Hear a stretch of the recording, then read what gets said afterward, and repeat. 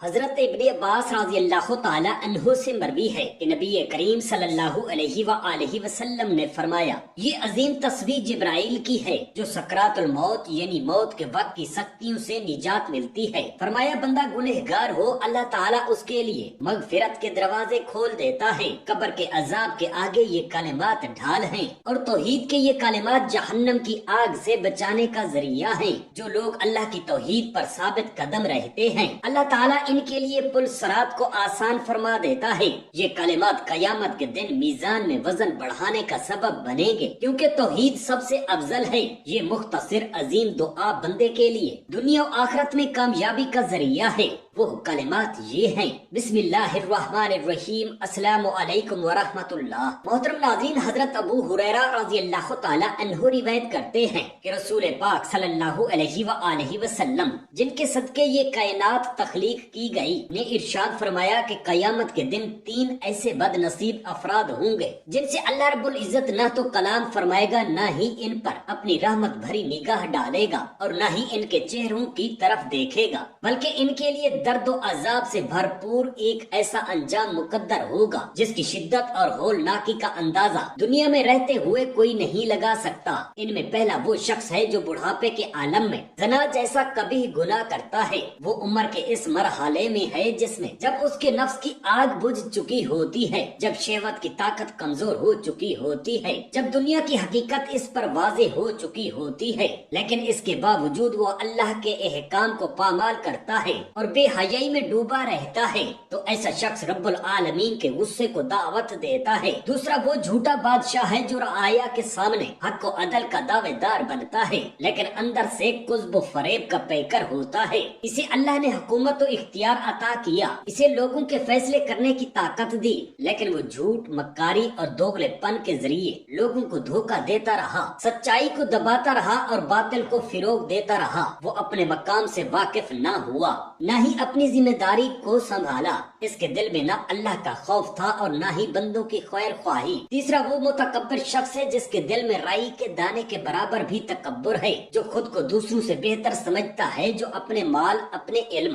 اپنے حسب نسب یا اپنی طاقت پر گھمنڈ کرتا ہے، جو عاجزی اور انکساری کو کمزوری سمجھتا ہے۔ یہ وہ گناہ ہے جس نے شیطان کو ملعون کیا، جس نے ابلیس کو جنت سے نکالا اور جو آج بھی بندوں کو اللہ سے دور کرنے کا سب سے بڑا ہتھیار ہے۔ ایسا متکبر شخص قیامت کے دن اللہ کی رحمت سے محروم ہوگا۔ چوتھا وہ نوجوان حکمران یا صاحب اختیار شخص ہے جسے اللہ تعالیٰ نے جوانی کی قوت، ذہانت، اختیار اور زمین پر حکومت عطا کی تاکہ وہ عدل و انصاف سے کام لے، اللہ کے بندوں کے درمیان حق و مساوات کا پرچم بلند کرے، مظلوموں کی داد رسی کرے، یتیموں اور مسکینوں کا سہارا بنے۔ لیکن اس نے ان نعمتوں کو اللہ کی نافرمانی میں استعمال کیا، وہ زمین پر اکڑ کر چلا، وہ ظالم بن گیا، وہ اپنے اقتدار میں بدمست ہو کر لوگوں کو ذلیل کرتا رہا، اللہ کی مخلوق کو دباتا رہا، اپنی کرسی کو دائمی سمجھ بیٹھا، اور سب سے بڑھ کر اس نے حقیقی بادشاہ یعنی اللہ سبحانہ و تعالی کو بھلا دیا۔ تو ایسے شخص سے اللہ شدید ناراض ہوتا ہے، اور قیامت کے دن نہ صرف وہ اللہ کے غضب کا سامنا کرے گا بلکہ اسے عرش کے سائے سے بھی محروم کر دیا جائے گا، جو اس دن سب سے بڑی نعمت ہوگی۔ پانچواں وہ بدبخت انسان ہے جو دن رات گناہوں میں مبتلا رہتا ہے،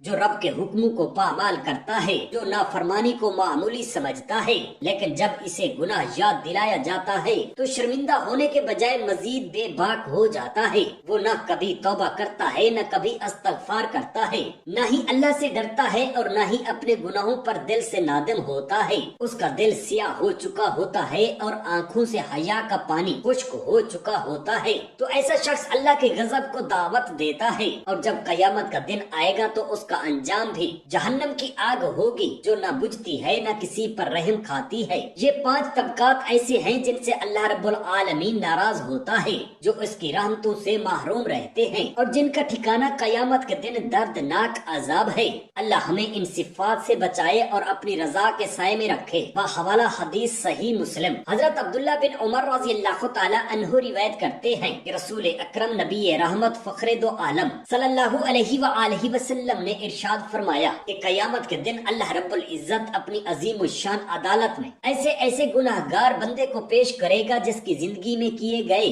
گناہوں کے 99 بڑے بڑے دفتر ہوں گے، اور ہر دفتر اتنا بڑا ہوگا کہ نگاہ جہاں تک جا سکتی ہے وہاں تک صرف اس کے گناہ ہی گناہ اور سیاہی پھیلی ہوئی نظر آئے گی۔ جب اس بندے کے اعمال سامنے رکھے جائیں گے تو اللہ سبحانہ و تعالی اس سے پوچھے گا، اے میرے بندے کیا تم ان اعمال کا انکار کرتے ہو؟ تمہیں لگتا ہے ان گناہوں کو لکھنے والے فرشتوں نے کوئی زیادتی کی ہے؟ بندہ سراپا ندامت بن کر عرض کرے گا، نہیں مولا کریم، ان میں سے کسی بھی گناہ سے انکار نہیں، نہ ہی مجھے ان اعمال پر کوئی اعتراض ہے، میں انہیں تسلیم کرتا ہوں کہ جیسے میں نے کیا ویسے ہی لکھا گیا ہے، تیرے فرشتوں نے میرے ساتھ کوئی ناانصافی نہیں کی۔ پھر اللہ تعالیٰ اس سے فرمائے گا، تو کیا تیرے پاس کوئی عذر ہے، کوئی ایسی بات جسے بیان کر کے تو اپنے آپ کو بری کر سکے؟ بندہ آہ بھرتے ہوئے عرض کرے گا، نہیں میرے پروردگار، میرے پاس کوئی دلیل نہیں، کوئی حجت نہیں، نہ ہی کوئی عذر سوائے تیری رحمت کے۔ تب اللہ تعالیٰ جو کہ سب سے بڑھ کر عادل اور رحیم ہے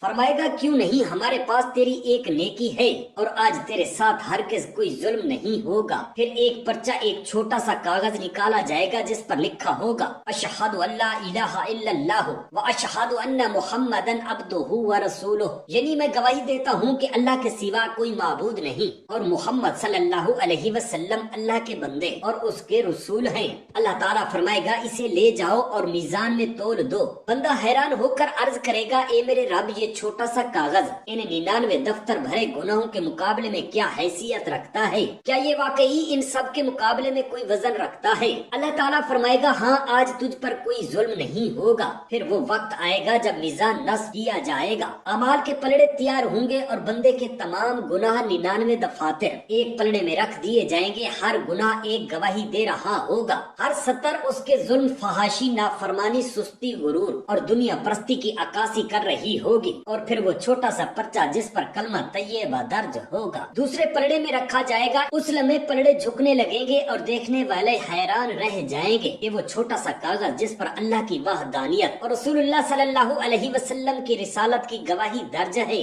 وہ اتنا وزنی ہوگا کہ وہ پورا پلڑا جھک جائے گا اور گناہوں سے بھرا ہوا پلڑا اوپر اٹھ جائے گا۔ بندہ سجدے میں گرتے ہوئے عرض کرے گا، یا اللہ، کیا اس پرچے کی واقعی اتنی وقت تھی، اتنی قیمت تھی کہ یہ میری پوری زندگی کے گناہوں پر غالب آ گیا؟ تو اللہ سبحانہ و تعالی فرمائے گا، ہاں، اس لیے کہ اس پر جو لکھا گیا ہے وہ میرا کلمہ ہے، میرا نام ہے، میری وحدانیت کی شہادت ہے اور میرے محبوب محمد صلی اللہ علیہ وآلہ وسلم کی رسالت کی گواہی ہے، اور میری عزت، جلال اور عظمت کی قسم، کلمہ توحید اور رسالت سے زیادہ وزنی چیز کوئی نہیں، نہ آسمانوں میں، نہ زمینوں میں، نہ میزان میں۔ یہی وہ کلمہ ہے جو قبر میں روشنی بنے گا، یہی وہ کلمہ ہے جو پل صراط پر چراغ بنے گا، اور یہی وہ کلمہ ہے جو قیامت کے دن شفاعت کی بنیاد رکھے گا۔ اللہ ہمیں بھی اس کلمے کو دل سے قبول کرنے، اس پر مرنے اور اسی پر زندہ رہنے کی توفیق عطا فرمائے۔ حضرت ابن عباس رضی اللہ تعالی عنہ سے مروی ہے کہ نبی کریم صلی اللہ علیہ وآلہ وسلم نے فرمایا، یہ عظیم الفاظ اللہ کی توحید، اس کی عظمت اور اس کی بادشاہت کو بیان کرتے ہیں۔ نزا کی تکلیف، سکرات الموت یعنی موت کے وقت کی سختیوں میں ان کلمات کا پڑھنا دل کو سکون دیتا ہے اور موت آسان ہو جاتی ہے، قبر کے عذاب سے حفاظت کا ذریعہ ہے۔